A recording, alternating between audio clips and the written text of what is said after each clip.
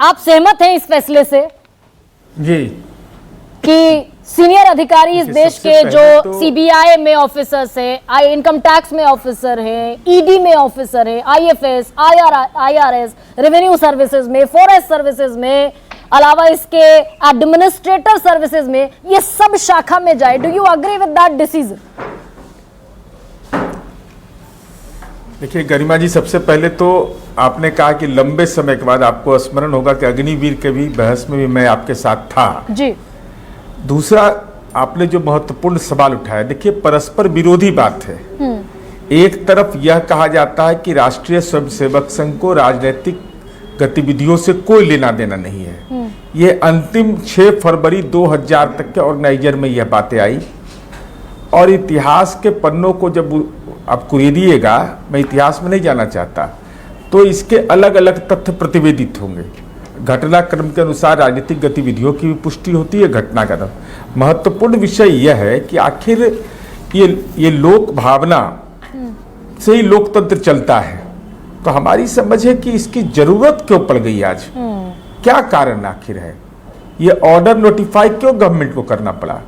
ये मेरा सवाल इसलिए महत्व है कि आखिर इसकी जरूरत क्या पड़ गई, क्यों करना पड़ा नोटिफिकेशन? जब अटल जी की सरकार बीच में आई, बहुत सारी सरकारें आई, और कोई भी व्यक्ति निष्पक्ष होगा, यह संभव गरिमा जी नहीं है, संभव नहीं।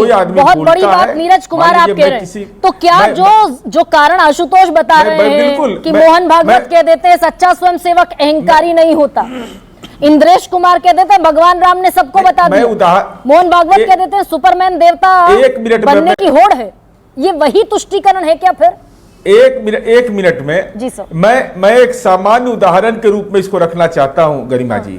मान लीजिए हम और सुकेश जी परिचित है, मैंने सुकेश जी पर कोई टिप्पणी की, तो उनको सुख या दुख तो दोनों में से कुछ जरूर होगा। अगर दोनों में से कुछ नहीं होगा तो उसके दूसरे अर्थ निकाले जाएंगे। तो ऐसा कैसे हो सकता है कोई व्यक्ति निष्पक्ष होगा?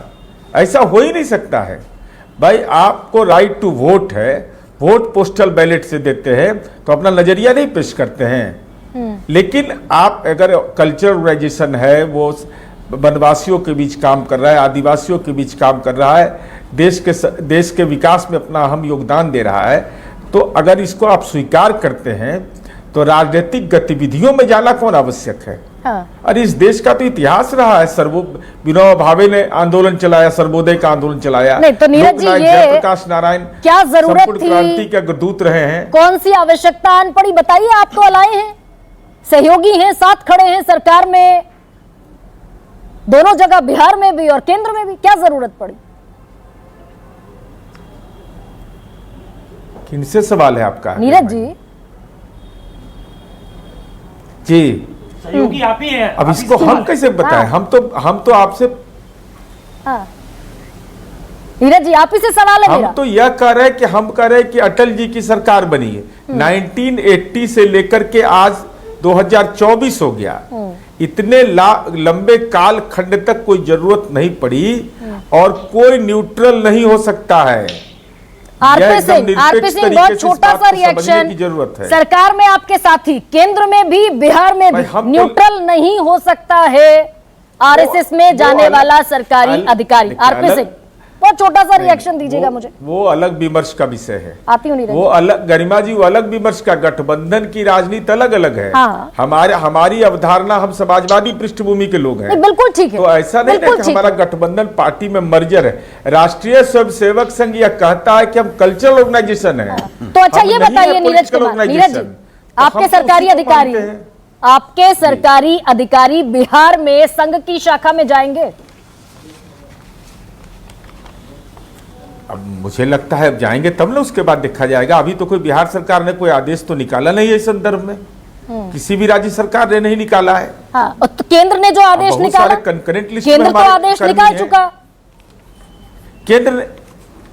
केंद्र ने आदेश निकाला, तो मैंने बताया ना, 1980 के बाद 2024 में इसकी जरूरत क्यों पड़ी, ये ऑर्डर शीट में नहीं लिखा हुआ है। भाई इसकी जरूरत क्या पड़ी, आपने इसकी समीक्षा किया, क्या जरूरत इसकी है? नीरज जी, आपका पटना का एसएसपी, वहां के मजिस्ट्रेट अगर संघ की शाखा में जाने लगे, अब वो देखिए, अभी तो आज ऑर्डर पास हुआ है, इन फ्यूचर क्या होगा इस पर आप बहस कर रही है। मैं यह कह रहा हूं कि अगर ये 9 जुलाई 2024 को आदेश पारित हुआ तो क्या इसके लिए कोई मापदंड निर्धारित किए गए, इसकी समीक्षा हुई? डेमोक्रेसी में तो समीक्षा होना चाहिए ना कि 1980 के आदेश का अनुपालन आज की तिथि में अगर उसको बदल रहे हैं तो उसके कारण क्या है? कारण क्या? आरपी सिंह मुझे 10 सेकंड में बता, जानना चाहेगी। ठीक है नीरज जी। आरपी सिंह, अब ये सवाल आप ही के सहयोगी आपसे पूछ रहे हैं। जी गरिमा बहन, आशुतोष, आपकी जानकारी के लिए मैं इमरजेंसी के दौरान काम करता था और मिसेस गांधी की इमरजेंसी के विरोध में काम करता था, और जब संघ से प्रतिबंध हटा तो संघ की शाखा पे नियमित भी जाता रहा और अभी भी जाता हूं। वो अलग बात है कि आपको मैंने टोका इसलिए क्योंकि आप कहां से कुछ अपने मनगढ़ंत कहानियां बता रहे थे संजय जोशी और अडवाणी जी को लेकर, इसलिए मैंने कहा आपको। अच्छा चलिए, अब भाजपा का इतिहास मुझसे ज्यादा आप नहीं जानते होंगे। लौटाइए भाजपा का इतिहास मुझसे ज्यादा आप नहीं जानते हो। ठीक है, लौटाइए। जहां तक नीरज भाई की बात है, नीरज भाई कोई भी